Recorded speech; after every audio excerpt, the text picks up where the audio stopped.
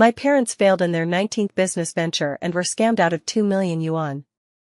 On the night before school started, my mother brought me a cup of warm milk.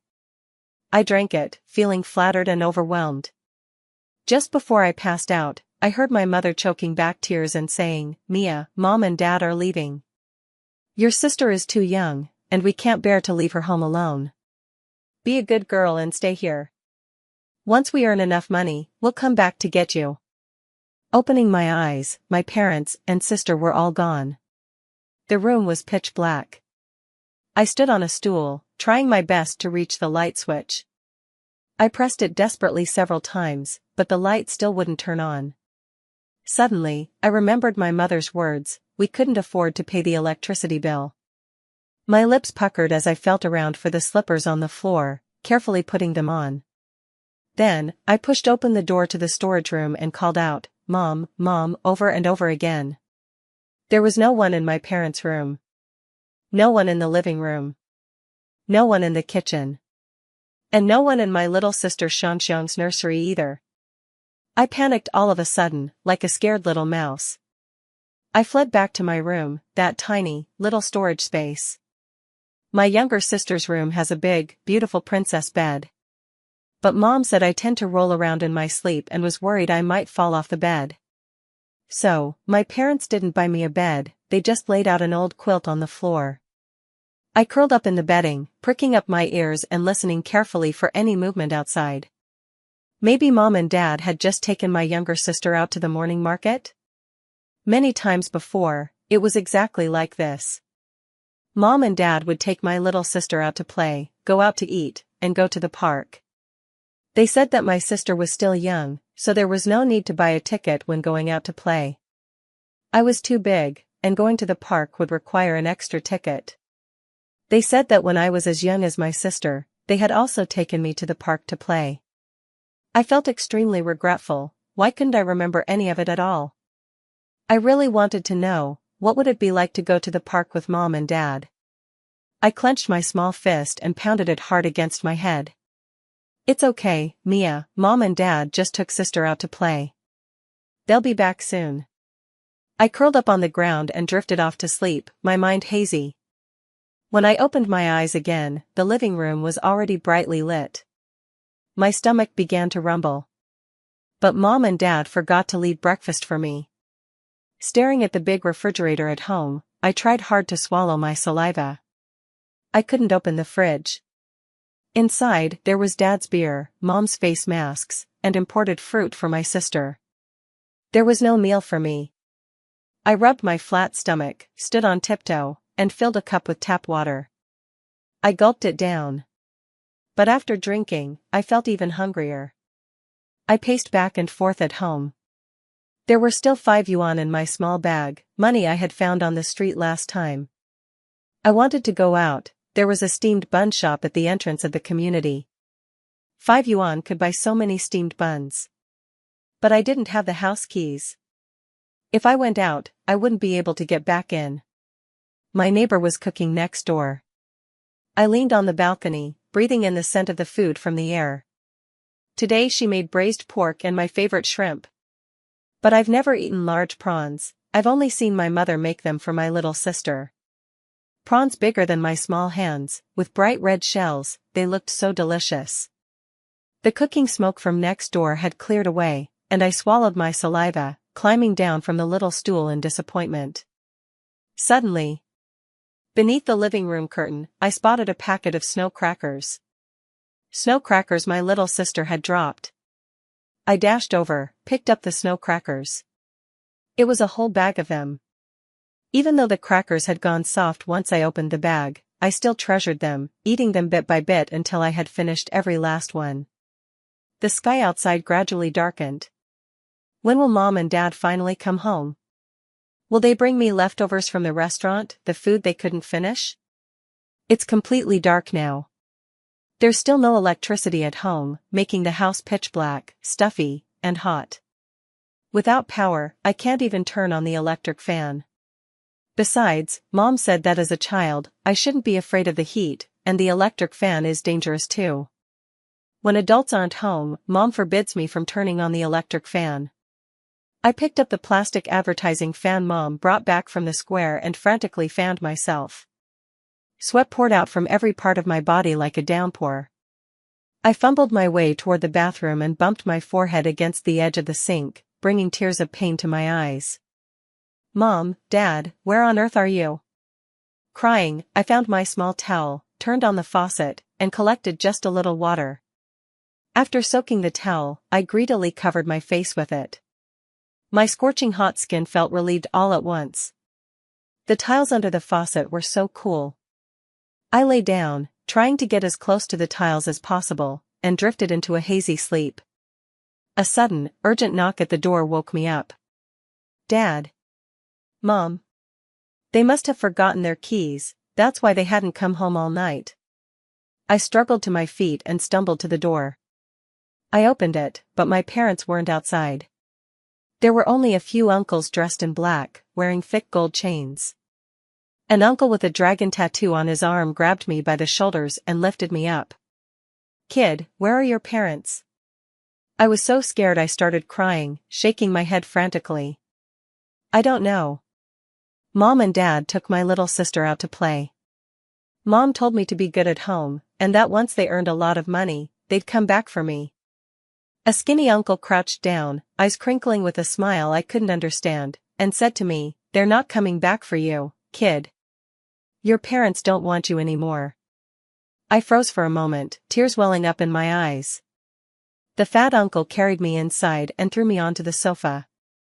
The uncles dressed in black rushed into my parents' room, my sister's room, and finally rummaged through the storage room where I slept. The thin uncle spat in frustration, looking utterly displeased. All the valuable things in the house have been taken away, leaving only this useless kid behind. Boss, should we sell this child? The chubby uncle with a dragon tattoo on his arm slapped the skinny man hard. I've told you, we're a legitimate debt collection agency, not human traffickers. Ask the kid if she has any relatives left at home. Send her to her relatives first, then repossess the house. A bald uncle squatted down and looked at me. Kid, where are your grandparents or your other grandparents' homes? I shook my head. The bald man clicked his tongue and continued, Do you have any other relatives then? I shook my head again. The skinny man sneered, Is she an idiot? Why else would her parents run off and leave her behind? I glared at him angrily, I'm not a fool. And my parents said they would definitely come back to get me. The skinny guy burst into laughter, bent down, and stared at me with a malicious look, saying word by word, Kid, you still don't know, do you? Your parents owe us a huge sum of money. Yesterday, they sneaked away with your little sister. Am I right? Your parents really don't want you anymore. The bald man pushed the skinny guy aside and impatiently urged me, Kid, what this uncle said is true. Your parents owe us a huge sum of money and ran off with your sister. Ran off, do you understand? That means they don't want you anymore. Hurry up and think, what relatives do you have at home? Our boss is kind-hearted and can take you to your relative's place for free. Otherwise, when we come back to repossess the house later, you'll end up sleeping on the street. I cried and shook my head desperately, I don't know any relatives. Please, don't kick me out. Mom told me to wait for her at home, Mom will definitely come pick me up. But tears and pleas were useless. The skinny man grabbed my arms, lifted me up, and threw me into the elevator. The elevator quickly reached the first floor. He grabbed me like a little chick and tossed me out of the elevator. I rushed over, wanting to go back home, but the glass door wouldn't open no matter how hard I tried. I remembered that every time my parents entered, they had to swipe their phones. I didn't have a phone, so I couldn't get back in. I squatted at the doorstep, crying for a long, long time. The sun outside was scorching. I hadn't eaten for a whole day and night, and my stomach ached so badly from hunger. Suddenly, the bald uncle came out, holding a large plastic bag in his hand, and walked up to me. Kid, do you really not have any other relatives at home? I shook my head blankly. I didn't know if my family had any relatives. I grew up in the mountains with my grandma. After my grandma died, my parents brought me to the city. locked in that square house. The farthest place I had ever been to was the steamed bun shop at the entrance of the community. Uncle Baldy let out a sigh and placed the plastic bag in front of me. See that security guard at the gate? Go find him and ask him to call the police for you. The police will take you to a place where you can eat your fill. After a pause, Uncle Baldy said with a complicated expression, that place is pretty good. I grew up there too. A place where I can eat my fill? That sounds great. Carrying the plastic bag, I stumbled and ran toward the security booth at the gate. However, upon hearing that my parents are no longer around, the guard with the small mustache suddenly reached out and pinched me. At that moment, I suddenly remembered the grandpa who lived next door back in my hometown. When I was a child, my grandpa said he would buy me candy and asked me to come to his house to get it, but his stubble pricked me so much it hurt. Later, my grandma chased him with a kitchen knife, scolding him for a long time. That night, my grandma left me in a big bathtub and scrubbed me for a very, very long time. As she washed me, she said, "Mia, if anyone ever dares to kiss you or touch you again, bite them. Bite them hard. Remember?" Coming back to my senses, in the boxy, storeroom-like guard room, the guard lifted my little skirt. I opened my mouth and bit down hard. The security guard let out a cry of pain and loosened his grip. I pushed the door open and ran outside. It wasn't until I had run quite a distance that I realized the plastic bag Uncle Baldy gave me was gone. The sun grew hotter and hotter. I had lost one shoe along the way, and as I walked barefoot on the scorching black pavement, my feet burned painfully. I spotted a stray cat lying in the shade beneath a tree in the green belt. It looked so cool and comfortable. "Kitty, can I come to your house for a little while?" The orange cat tilted its head as if asking, "Don't you have your own home?" Tears fell one by one, and I sobbed, I used to have one, but now I don't." The uncles dressed in black said that Mom and Dad owed a lot of money, and our house had to be taken to pay off the debt. I didn't know what paying off the debt meant, but the bald uncle said it meant our house now belonged to them. Seeing me crying like a little tear-streaked kitten, the big orange cat disdainfully climbed up the tree. I sat under the shade, and soon mosquitoes swarmed all over me. A mosquito buzzed as it flew over. I drove one away, only for another to come. More and more mosquito bites appeared on my body. I was in pain and exhausted, and I didn't know when I fell asleep. The sky gradually darkened. After dinner, everyone went downstairs for a walk to take out the trash. I saw a lot of leftovers in the garbage bag, along with uneaten steamed buns and bun wrappers. I quickly rushed over and picked up half a steamed bun and 2 pieces of leftover bun wrappers that someone else had discarded. Just then, in the trash can, I saw a half-rotten apple. The other half was still good. I've always wanted to eat an apple, but every time, Mom only buys 2. One for my sister to eat, and the other for her and Dad to share. I secretly nibbled on the apple core, it was so sweet. The bun I found was a bit hard. I ate in gulps, alternating between the bun and an apple. Things from the trash really are delicious, even better than the snow cakes my sister didn't want. But not long after, my stomach suddenly started hurting badly. I searched everywhere, but couldn't find a toilet anywhere. I squatted down in the small grove and carefully took off my underwear. Suddenly, a cleaning aunt charged over, waving her broom. "Whose child is this? So big already, still relieving yourself anywhere, are you an idiot?" The aunt tightly grabbed my arm and yanked me up from the ground. I didn't have time to put my clothes back on, and my underwear fell onto that puddle of watery yellow stool. Tears fell in big, fat drops. The cleaning aunt flung me to the ground, covering her nose and pointing the broom at me. "Which building do you live in? Get your parents here. Defecating in public, that's a 50 yuan fine." Clutching my little skirt tightly, I sobbed, "My parents are gone, and the house was taken by my uncles. I have no home." The cleaning aunt glared, grabbing my ear. "Ah, so you're an unwanted stray. And you dare defecate in public? You're going to eat this." I struggled desperately, but the aunt was too strong. She grabbed my neck and shoved my face hard into the feces. I burst into loud sobs. Suddenly, a familiar voice rang in my ear. "Kid? Why didn't you go to the police station?" It was Uncle Baldhead. He took off his vest, wrapped me up completely, and carried me upstairs. As he walked, he grumbled angrily, "Can't even call the police, and still wetting your pants at this age. Are you really a fool?"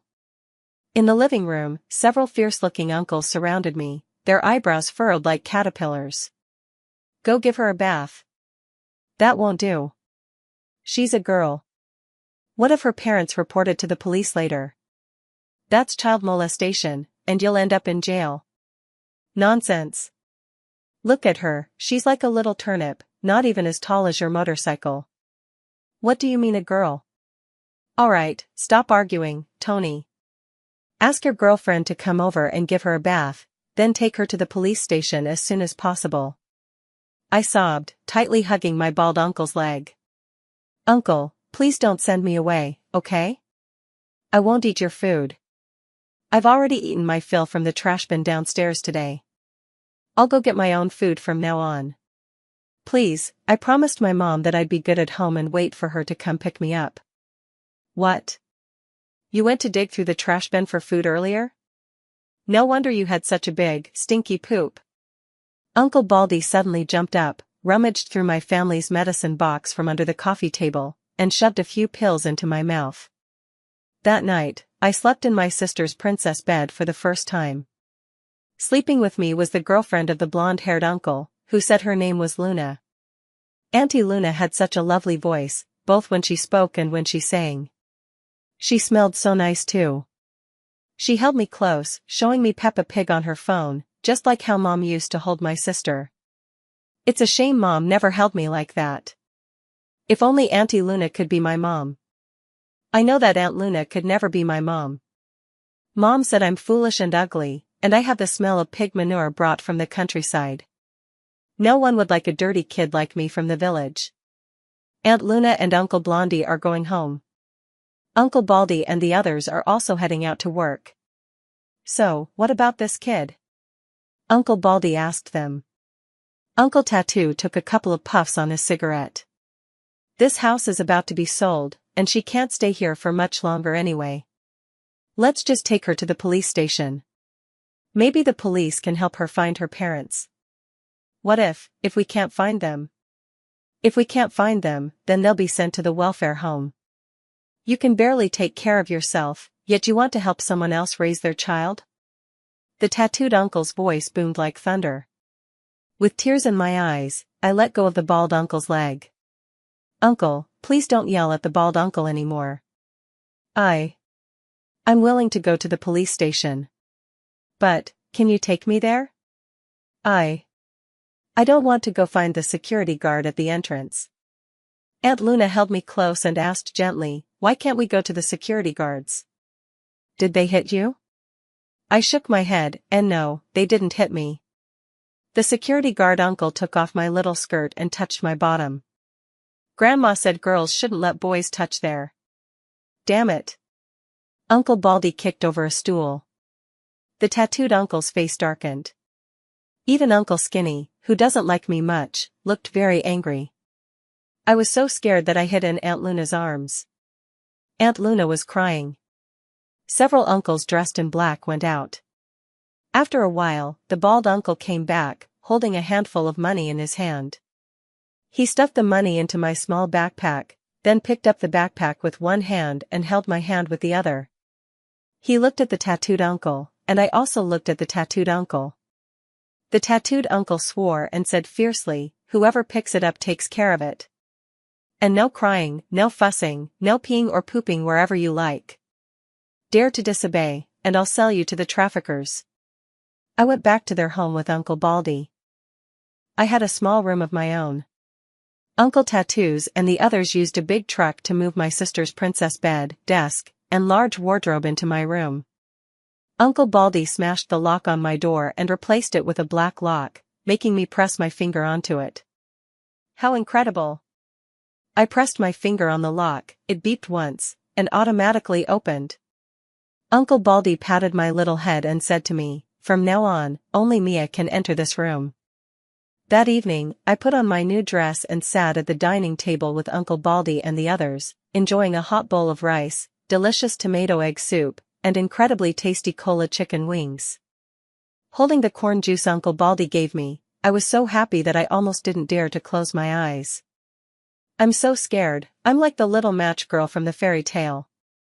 The moment the match goes out, when I open my eyes, everything is gone. But it wasn't. The next day, I opened my eyes, ran out of the room, and immediately saw the sour look on the face of the tattooed uncle.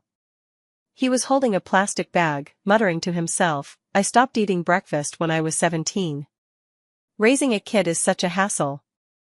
I crept along the wall to the dining table, looked up, and softly said to the tattooed uncle, "Uncle, I'm 6 years old.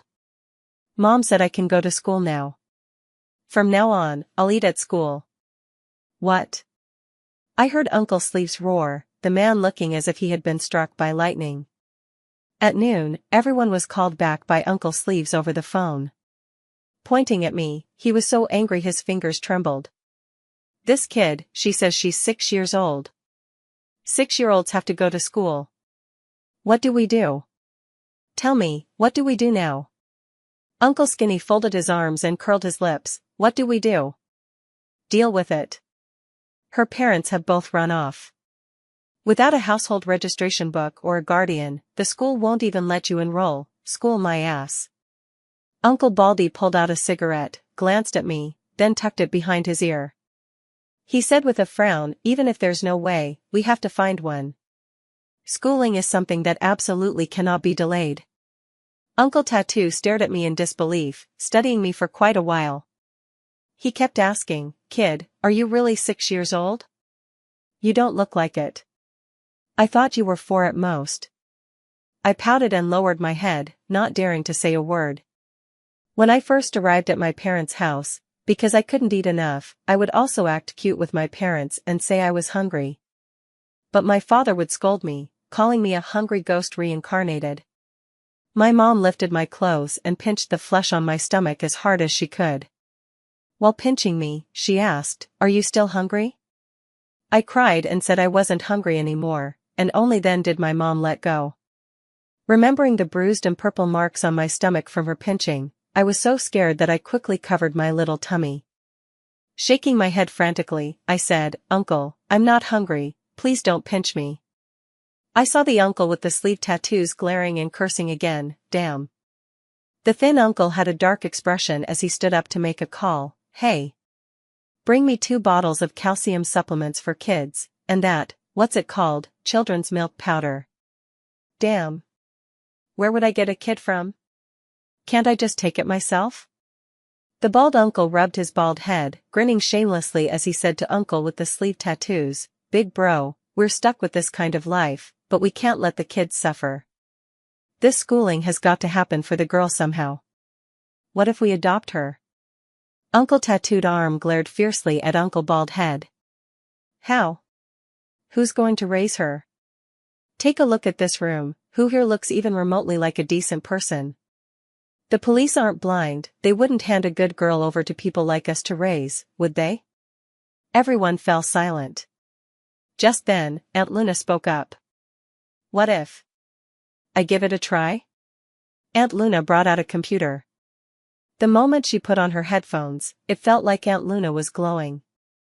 Uncle Blondie muttered worriedly beside me, "I hope nothing happens. Let's hope he doesn't get arrested again. I already promised Luna we'd get married by the end of this year." Aunt Luna smacked him aside, "Stop blabbering. Don't disturb me while I'm working. Get me some milk tea." Blondie grinned and asked me if I wanted milk tea too. Just then, Uncle Baldy smacked him aside as well. "What are you giving a kid milk tea for? It's unhealthy. Buy her a cheese stick. I see other kids eating those. Let's have that too." In the evening, after finishing dinner, Aunt Luna held me carefully and asked, "Mia, would you like to see your parents?" I quickly looked up at Aunt Luna and whispered, "Auntie, can I choose not to? I want to be with you, and Uncle Baldy, Uncle Tattooed Arm, and all of you. Please, don't send me back home, okay?" That night, Aunt Luna stayed with me and slept the whole night through. The next morning, Uncle Tattoo and the others all returned, with Uncle Blondie holding a piece of paper in his hand. Aunt Luna happily kissed me and said that with this document, I could live with them and even go to school. I was overjoyed, but also a little worried. So my parents really won't come to pick me up and take me home again? Aunt Luna sneered, they wouldn't dare. I don't know how the tattooed uncle and the others managed it. However, when I went to the bathroom at night, I saw the uncle smoking on the balcony. The thin uncle grumbled, they actually used the remaining 200,000 balance to buy guardianship over that little girl. They're out of their minds. I've never spent that much on my own woman. The bald uncle scratched his head, it's not like you spent all that by yourself. We split it among us, so each person only spent a little over 30,000. The blonde-haired uncle looked pained, over 30,000. That could have bought Luna a big gold bracelet.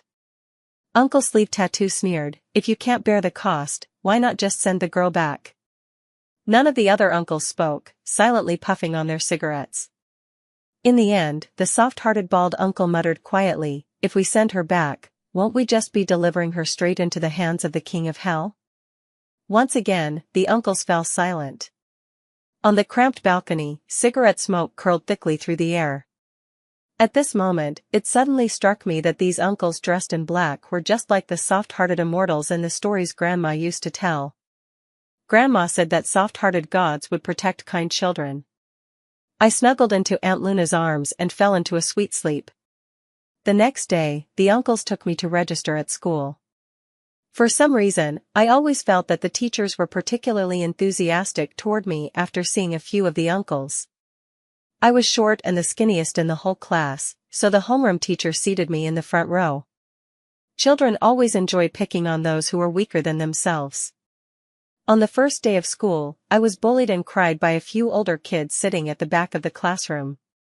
But when school ended in the evening, they cried even louder than I did after seeing the tattooed uncle and the bald uncle who came to pick me up.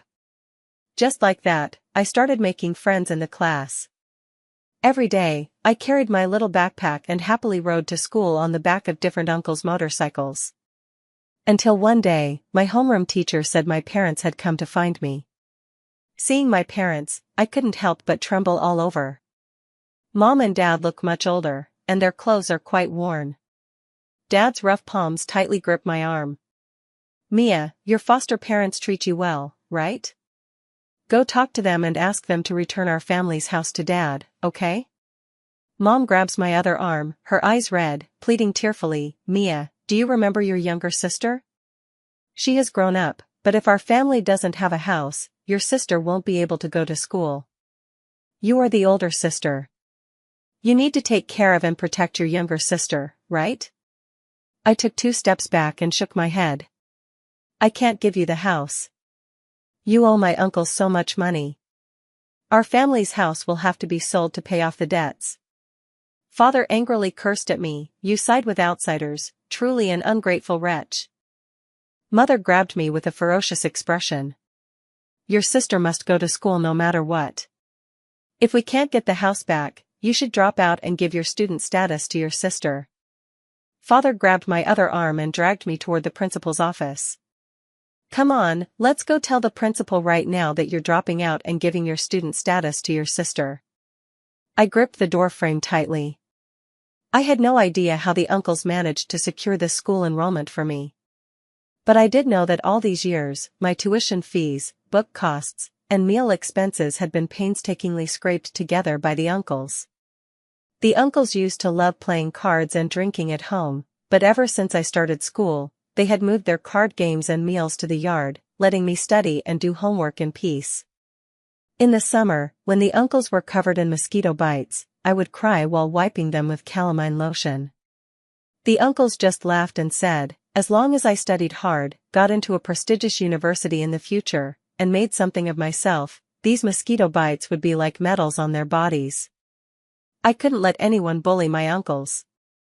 Seeing that I wouldn't let go no matter what, Dad grabbed a nearby stool, raised it high, and smashed it down hard on my arm. I screamed in pain, and my arm went limp, hanging loosely at my side. Mom's expression twisted into a sinister grin.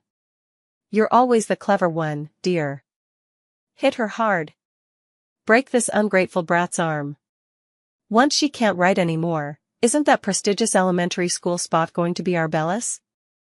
I opened my mouth to scream, wanting to call out for my homeroom teacher, but Dad's slaps rained down on my face like a hailstorm. I was beaten until I saw stars, blood gushing from my nose and mouth. At that moment, I heard my mother say to my father, a broken arm can still be mended, but since no one is around, we might as well throw this dead girl off the building. Once she's dead, she'll never be able to compete with Arbella for school enrollment again. My eyes widened in horror as I desperately crawled toward the teacher's office. But it was right in the middle of class time, and all the teachers were busy teaching in their classrooms. I struggled desperately, crying out for help. My mother pulled off the white socks from my legs and stuffed them into my mouth. My father lifted me by the waist, and for the first time, his gaze held a hint of guilt as he looked at me. Mia, don't blame your parents. Your sister grew up with us since childhood, and she's smarter than you. She's our hope for the second half of our lives. I looked at him in despair, struggling desperately. I wanted to say that I don't care about my student status anymore, I just want to stay with the uncles. I promised to take care of them in their old age. I won't go back to that home either, competing with my sister for anything. Dad held me while Mom grabbed my thrashing legs. They lifted me to the edge of the balcony. This was the 5th floor of the teaching building, and the concrete square was right below. If I fell, I would surely die. In a daze, I seemed to hear the voices of Uncle Sleep Tattoo and Uncle Baldhead. The world spun, and I was yanked back with great force from the edge of the balcony. An embrace with the scent of smoke held me tightly. Uncle Baldhead's eyes were red, as if he wanted to kill someone, with tears welling up in his eyes. I wanted to lift my arms to wipe away his tears, but my 2 arms hung helplessly below, refusing to obey. Blood dripped onto the grayish-white floor tiles of the teaching building, staining the corridor crimson and turning Uncle Tattoo's eyes red as well. Uncle Tattoo threw a fierce punch, landing it squarely on my father's face. My father let out a sharp cry, sent flying by the force of the punch to the far end of the corridor. Mother was so frightened that she took 2 steps back, shouting with a fierce yet timid expression, I am Mia's biological mother. What's wrong with a parent disciplining their child a couple of times when they won't listen? The homeroom teacher rushed out and pointed at the surveillance camera at the end of the hallway. A couple of times? You nearly beat the child to death. We all saw what happened just now, you even tried to push the child off the building. This is the 5th floor, what you did was attempted murder. Don't think just because the hallway was empty, you can act lawlessly. Let me tell you, our school is covered in surveillance cameras. The students' parents have already called the police. You'll be going to jail. Mom panicked and babbled incoherently, what parents? I gave birth to Mia, me and my man are her parents. She's my child, what's wrong with me hitting her a couple of times? The tattooed uncle shook his wrist and slapped Mom across the face. If that's the case, then I'm your creditor. What's wrong with hitting you a couple of times? The tattooed uncle's eyes blazed with fury, as if he wanted to kill my mom. The bald uncle held me in his arms and shouted, stop fighting. Let's get Mia to the hospital first. In the arms of the bald uncle, I peacefully passed out. Aunt Luna said that my future is the dream and hope of my uncles. So, I cannot die. I have to live. When I woke up again, it was already 2 days later. Aunt Luna's eyes immediately welled up with tears as soon as she saw me open my eyes. You little rascal, you almost scared us to death. I tried to speak, but my voice was so hoarse I could barely make a sound. Just then, I heard a flurry of hurried footsteps, and several uncles rushed in from outside. Uncle Baldy was clutching the plush toy I often held. Uncle Tattooed Sleeve had red eyes, and his large hand gently patted my little head. Uncle Blondie actually dyed his hair black again and put on a suit that looked really expensive. Uncle Skinny told me with a serious face that they had started a law firm. Uncle Blondie had studied law before, and now he's the firm's first lawyer. The first case he took on is my case. Mia, if I put your biological parents in jail, would you be angry? Uncle Huang Mao, no, I should call him Uncle Lawyer now, carefully asked me. I forced a wide smile with difficulty and replied in a hoarse voice, no. Uncle, you did the right thing. They made mistakes and should be punished. I can testify, Mom and Dad, they tried to kill me. I thought it would be a very difficult sentence to say, but at this moment when I actually said it, it wasn't as heartbreaking as I imagined. Perhaps ever since that night when I was 6 years old, the day they abandoned young me and fled with my sister, our family ties were severed by their own hands. I was raised by my uncles and Aunt Luna. I didn't have a mom or dad, but I received 1,000 times, even 10,000 times more love than any child with parents. A child who has someone backing them up has nothing to fear. Because I provided my testimony to the police in time, along with the surveillance footage the school handed over, my biological parents were found guilty of attempted murder. On the day the court officially announced the verdict, I ignored my uncle's objections and personally walked into the courtroom. I wanted to hear with my own ears the legal judgment against them. When they saw me appear, my parents glared at me fiercely. Dad's gaze was as sharp as a knife, ungrateful wretch. I shouldn't have listened to your grandmother all those years ago, I should have choked you to death at birth. Mom glared at me with gritted teeth, you heartless little beast. How dare you harm your own parents? Why didn't those debt collectors beat you to death back then? As I looked at my biological parents, I suddenly realized I didn't love them as much as I had thought I did. I looked coldly at my mother and asked the question that had been buried in my heart for 3 whole years, Mom, back then, you slipped me a sleeping pill, ran off with Dad and my little sister, and left me alone at home. Are you thinking, what if the debt collectors accidentally beat me to death? Then, afraid of going to jail, they wouldn't dare come after you for the debt anymore?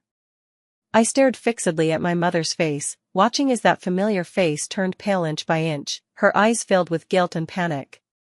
In that moment, I suddenly smiled. No answer was needed. My mother's expression and eyes had already given me the answer. When I was a child, I had always believed that it was because my parents owed too much debt and couldn't afford to raise 2 children that they chose to take my sister away. Yet from beginning to end, they never truly loved me. The verdict was soon delivered. Dad was sentenced to 14 years in prison. Mom, being an accomplice, received 8 years. Only after the judge announced the sentences did my parents finally show fear. Dad, trembling, dropped to his knees with a thud before me. Mia, I'm your father, your real dad. Please forgive me. Go tell the judge this was all just a game between us. Don't worry, when I get out, I promise I'll treat you well, earn money to support your education, and give you a big house to live in. Mom was also crying and shouting at me, Mia, Mom knows she was wrong. Please, I'm begging you, think of how I gave birth to you and raised you. Just forgive me this once, okay? Your little sister is still so young, she's only 6. If your dad and I go to jail, how is she supposed to survive? I glanced at Mom and suddenly laughed. Mom, when you and Dad left me alone at home and ran away with my sister to hide from debt, that year, I was only 6 years old too.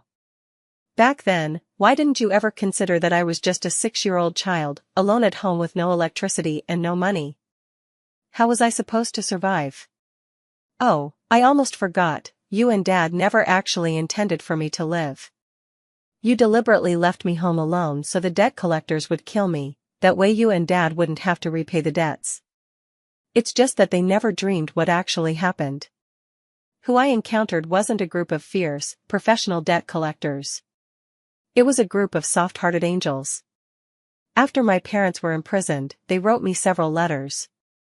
They alternated between apologies and threats, all with one sole purpose, hoping I would take my sister in and take care of her on their behalf. But why should I? My uncles have already had a hard time raising me alone, so why should they have to help raise their child as well? Because I was under 18 and had no job or income, my sister was sent to a welfare institution after my parents went to prison. I begged Uncle Bald to take me to the welfare institution, and I secretly saw my sister once. She was very cute, clearly a beloved treasure doted on by her parents. Even at the orphanage, the aunts inside took great care of her. In the past, I might have envied her. But now, I don't envy my sister at all. Because I, too, have family who truly belong to me. 20 years later, I graduated from law school and inherited Blondie Uncle's law firm. From that day on, Tattoo Uncle and Bald Uncle never had to work as professional debt collectors again. I established a non-profit organization dedicated to helping women and children who have suffered from domestic violence. Of course, if neither reason nor the law can restrain them, our team happens to be somewhat proficient in the art of physical enlightenment. In such situations, it's time for the tattooed uncle and the bald uncle to step in. The tattooed uncle says that in the past, everyone used to be quite afraid of them. But ever since they started rescuing women and children from domestic violence, netizens have affectionately begun calling them the white society. The lean uncle laughed and said, "We used to be the black society, now we're the white society. Looks like we'll never truly leave this life behind. Even when we're old, we'll still be part of the underworld." I smiled and took out the pink Peppa Pig t-shirt sent by a fan. That's right. As the fans say, the pinker uncles dress, the harder they hit. Here, this is the specially customized pink battle robe from the fans for the uncles, one for each person. The uncles' expressions changed, and they ran away quickly. Uncle Baldy yelled, "I'm a pure-blooded tough guy." What tough guy wears pink? Mia, you're not getting any younger. Hurry up and find some young, handsome guy who'll wear pink for you every day. I regretfully put away my pink Peppa Pig battle robe. It seems that no matter if it's the underworld or the upper crust, once people get older, they all love to pressure others into marriage. But, I actually quite enjoy this feeling of being thought of.